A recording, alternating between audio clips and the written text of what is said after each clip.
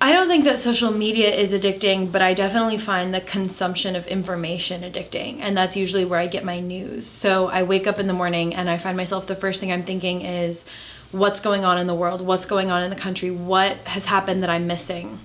And so I definitely think I have an addiction to getting that information and being in the know and knowing what's happening, even at the expense of my own personal mental health. Even if there's nothing I can do with that information, I still find myself craving that knowledge anyway. And so I definitely think that aspect of social media can be addicting.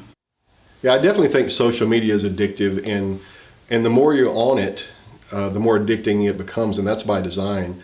The algorithms that run behind there, want to get you hooked, and they learn your patterns. They learn what you want to see and how you want to see it. And I mean, there's a national average, according to one of the latest studies, that says a person will spend 5 years of their life on social media, and that's alarming.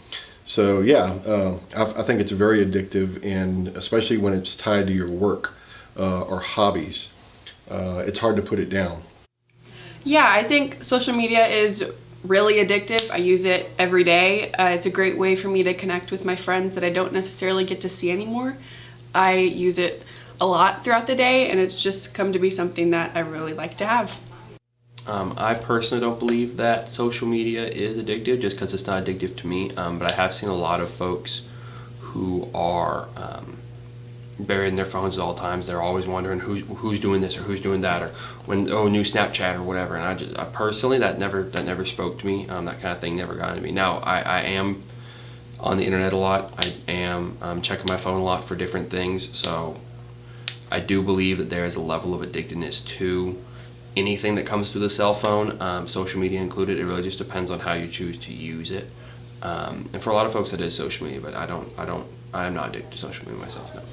At times I find myself opening up a Facebook app, and the next thing you know, 30, 45 minutes have passed, and you wonder where the time has gone. It just draws you in. I'll just scroll down a little bit further. Oh, and there's a story I'm interested in, and there's something someone posted that I need to comment on. So it certainly can, and I can see how someone who has an incredibly addictive type personality could be consumed by it to the detriment of actual personable relationships. I have found that the way I am naturally inclined to use social media is different from how a lot of people use it, but I have moved more towards kind of a mainstream interpretation of what it is. So I tend to follow a lot of writers and use it to get access to journals and literature because that's the kind of things I'm interested in. But I know that there are a lot of people who use social media to keep and form relationships, and that's how they communicate with other people. That's how they inform their friends and family about what's going on. And even though that's not how I tend to use it, I have found myself trying consciously to do that more and more so that I can stay in touch with the people that I care about, and so that I can, in a way, fit in with the way a lot of people are using social media. So in some ways it has helped me positively. I can consume more literature and I can be in tune with what's going on in the world, which I think is a good thing. But also it has kind of pushed me to change how I act online to fit in with what other people are doing so that I can maintain my relationships. And I think that might end up being a bad thing in some ways because I'm putting out parts of my life that maybe I otherwise wouldn't, just so that I can be participating in social media culture. So I think it's a nuanced thing, the way we treat it, and some of it's good, some of it's bad. Well, I can remember a time in my life when there was no social media, obviously, and it has definitely caused me to lose the power of focus within my job.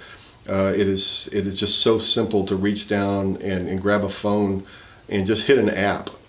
When I'm using my phone for my work life, it's just so simple to reach down and see what's happening. So social media, it kind of has a funny way of making people change the way that they're viewed. If I see some of my friends, they have a post that did really well as far as likes or comments, it's kind of going to make me want to post something like that. And it's like a science behind it. If I check the analytics and I see, oh, this selfie where I had my hair down got better likes than with my hair up, then it's almost like I'm going to alter my whole life based on how well I'm going to be doing social media wise. I do not feel controlled by my social media accounts or influenced in any way. Honestly, I have a Facebook account I made like in the 6th grade, and I tried to get into it in like 10th grade because there was a school assignment I had to, and I still couldn't. And it's just, it bores me. It bores me. I don't enjoy it, and so I don't use it. And because I don't use it, it doesn't really affect or control me in any way. I can definitely see myself as I peruse social media, especially in the summer at the beginning of the new school year. You see what other teachers are posting in terms of their new classroom decorations or trainings that they've gone to, and you begin to think, on the one hand, wow, that looks like something interesting. I can borrow those ideas. I can make them my own in my own classroom, which can be a really good thing and help motivate you as a teacher. Or you can get consumed with, wow, I'm not doing enough. Why does my classroom not look as good as this one? Why and am I not informed on all the latest techniques the way these other teachers are? So it can definitely affect who you are as a person if you're not careful to glean the positive things from it and make them your own without letting it consume you.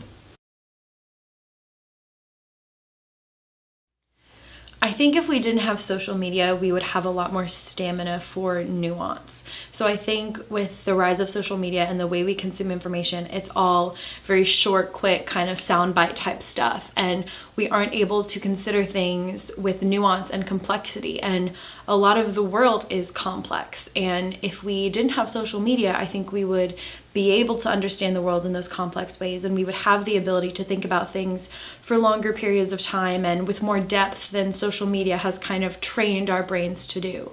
And so I'm hopeful that we can maintain that complexity and we can maintain that strength even with social media. Well, I definitely wouldn't be looking at my phone near as much. Like I said, the power of focus has been taken away. I'll be more inclined to pick up the phone and call a relative and say happy birthday like I did before I knew what Facebook was, versus just waiting for it to pop up on a news feed. I've often said that that Facebook forever changed the way that we tell people happy birthday. It'll never be the same again.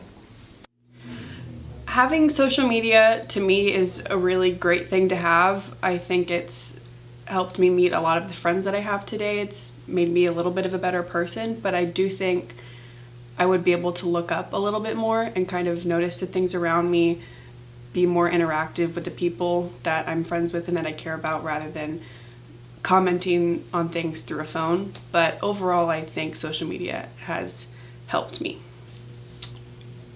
Like I said, I don't really have a ton of social media, so I don't feel like my world would be any different without social media. I know that maybe my relationships with other people would be deeper and my conversations a little more meaningful. Other people didn't have social media because it seems like my observation on social media use isn't my own use, is more how other people's use affects how I interact with them. So yeah, I don't believe that my life would be any better from removing what little to no social media I have. I do believe it's better for not having it.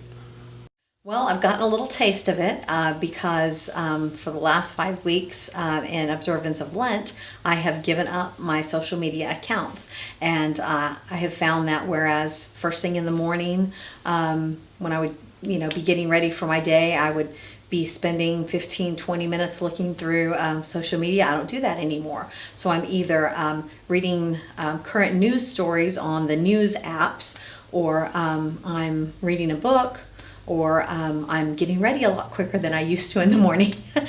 So I've gotten a little taste of what it would be like. And while on the one hand, I do feel like I have missed some things when people comment at work or at home, oh, did you see what so-and-so has done?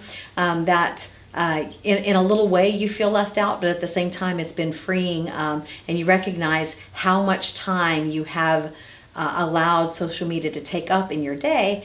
And hopefully as I move past that, maybe not let it be so all-consuming and such a big focus of my life.